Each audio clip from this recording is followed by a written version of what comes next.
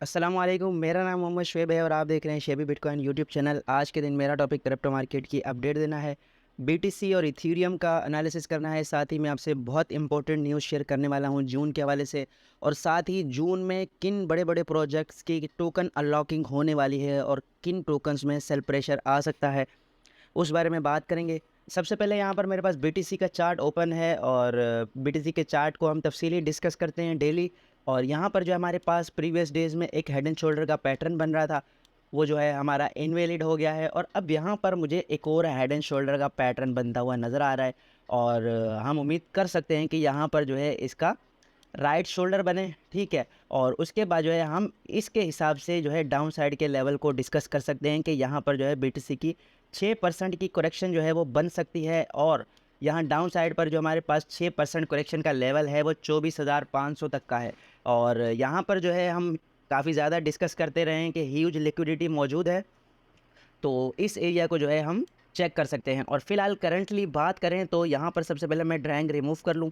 और यहाँ पर करंटली जब मैंने आपसे डिस्कस किया था प्रीवियस वीक में कि ये जो है हमारा एक फेक ब्रेकआउट होगा और उसके बाद डाउन साइड पर आ जाएगा, तो यहाँ पर अभी बीटीसी हमारे पास उसी रेंज में ट्रेड कर रहा है। यहाँ पर देखें सेम बिल्कुल उसी रेंज में ट्रेड कर रहा है। यहाँ पर डाउन साइड पर आया, विक लगाई और दोबारा से अप साइड पर चला गया। और अब इसको जो रेजिस्टेंस मिलेगी वो ये वाली मिलेगी 50 मूविंग एवरेज की। और इससे रिजेक्ट होकर ये दोबारा नीचे आ सकता है और यहाँ पर कंसोलिडेट भी कर सकता है, तो उसको हम जो है अपना राइट शोल्डर जो है वो कंसिडर कर सकते हैं।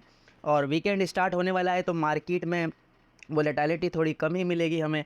और जैसे कि उसका डेबिट सेलिंग का जो मुआहदा है वो हो चुका है और अमेरिका जो है मज़ीद डॉलर छापने की तरफ जा रहा है, तो इसका पॉजिटिव इम्पैक्ट भी हम देख सकते हैं क्रिप्टो मार्केट में।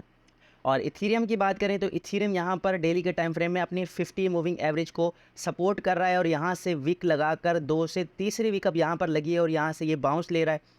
और इस पर अगर हम अंदाज़ा लगाएं तो इसके दो एरियाज़ हैं हमारे पास। अप साइड का एरिया ये वाला है, यहाँ से लेकर यहाँ तक ये ज़्यादा वोलेटिलिटी वाला एरिया है। यहाँ पर ये वाला एरिया, ये कल भी मैंने आपसे डिस्कस किया था। और अगर इस एरिया को ब्रेक किया तो फिर हम अपने नीचे वाले लेवल में आ जाएंगे। ये दो लेवल मैं आपसे डिस्कस कर रहा हूँ, आप इन दो लेवल्स को जो है क्लोजली वॉच कर सकते हैं और इन दो लेवल्स पर ट्रेड कर सकते हैं। अगर यहाँ पर आपको नज़र आता है 1920 के करीब तो यहाँ से आप शॉर्ट कर सकते हैं, और यहाँ पर 1850 के करीब अगर आता है तो यहाँ से आप लॉन्ग कर सकते हैं। और याद रहे आपने स्टॉप लॉस जो है वो लाजमी लगाना है।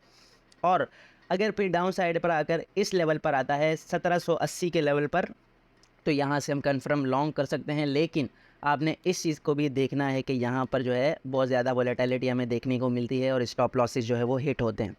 अच्छा, एफटीएम टोकन जो है काफ़ी ज़्यादा करेक्शन ले रहा है। कल मुझसे एक बहन ने पूछा भी था इस बारे में कि ये क्यों करेक्शन ले रहा है और क्या हमें इसमें एंट्री लेनी चाहिए। तो इसमें जो है फैंटम फाउंडेशन का मल्टी चेन पर ब्रिज था, तो जब मल्टी चेन पर प्रॉब्लम आई तो उन्होंने अपना ब्रिज वहाँ से शट डाउन कर दिया, जिसकी वजह से इसमें भी पैनिक आई और यहाँ पर भी जो है लोगों ने सेल करना शुरू कर दिया। तो ये फॉर लॉन्ग टर्म बहुत अच्छा प्रोजेक्ट है। और अभी कुछ दिन पहले ही मैंने आपसे लॉन्ग टर्म इसका $10 का टारगेट शेयर किया था लॉन्ग टर्म में।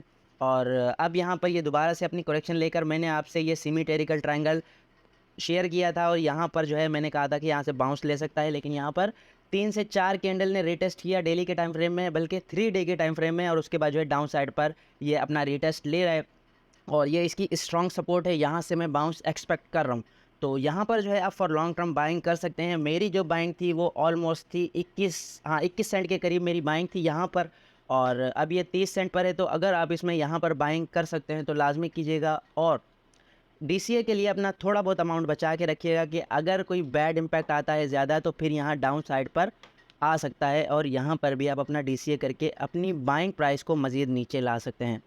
और यहाँ पर बात करें अगर माइनर्स की, तो टोटल डेली अमाउंट माइनर्स का 44 मिलियन से ज़्यादा हो रहा है और ये साल के हवाले से हाईएस्ट है। यहाँ पर ये जो आपको ग्रीन कॉलम्स नज़र आ रहे हैं ना, ये वाला कॉलम देखें बहुत ज़्यादा हाई गया हुआ है ऊपर। तो एक्सचेंज पर जो है बहुत ज़्यादा सप्लाई आ रही है माइनर्स की तरफ से और माइनर्स सेल कर रहे हैं, इसलिए भी बिटकॉइन आपको प्रेशर में नज़र आ रहा है। और यहाँ पर सबसे ज़्यादा इंपॉर्टेंट मैं आपसे जो शेयर करना चाहता हूँ जून के महीने के हवाले से, यहाँ पर 1 इंच सुई token, DYDX, APT, blur, bit, APE, IMX, RON और OP टोकन की सप्लाई अनलॉक होने वाली है। सबसे ज़्यादा 1 इंच की है और उसके अलावा यहाँ पर ब्लर की है उसके बाद, और बाकी जो है 1% 2% है।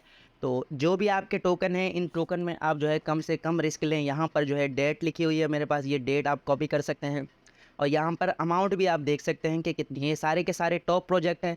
ऑब्वियसली जब किसी को फ्री टोकन मिलेंगे तो हो सकता है वो सेल करे, तो आपने इसी हिसाब से अपने रिस्क को मैनेज करना है।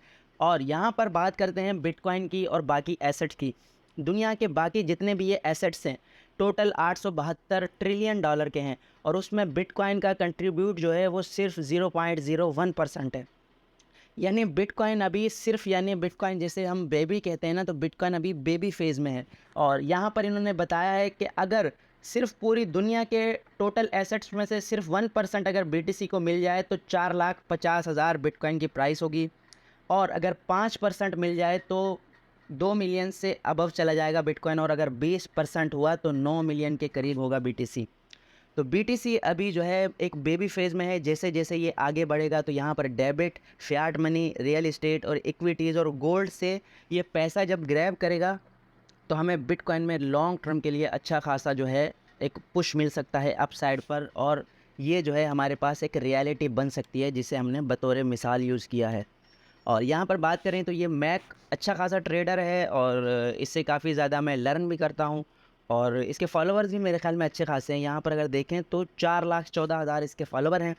इसने सोल टोकन, बकौल इसके, इसने सोल टोकन जब रिकमेंड किया था वो $54 पे था। मैटिक जब इसने रिकमेंड किया वो 0.0039 पर था और स्टेपन जब इसने किया तो उसने 10x दी है। तो अब ये कह रहा है कि ACE, TFO और प्रिज्मा टोकन जो है नेक्स्ट हो सकते हैं और अच्छा बुल रन दिखा सकते हैं। तो आज के दिन तो वीडियो लंबी हो जाएगी, मैं इसका एनालिसिस नहीं कर रहा। कल के दिन मैं इनका एनालिसिस करके कॉइन मार्केट कैप पर और ट्रेडिंग के ऊपर इसका एनालिसिस करके भी आपको बताऊंगा कि ये लॉन्ग टर्म कैसे प्रोजेक्ट दे सकते हैं। फ़िलहाल इस अकाउंट के हवाले से मुझे ये अच्छी रिकमेंडेशन लग रही है, तो आप इसे अपने हिसाब से भी एनालाइज़ कर सकते हैं। ये थी आज की वीडियो। उम्मीद है कि आज की वीडियो भी आपके लिए इन्फॉर्मेटिव रही होगी। मिलते हैं अपनी नेक्स्ट वीडियो में। अल्लाह हाफिज़।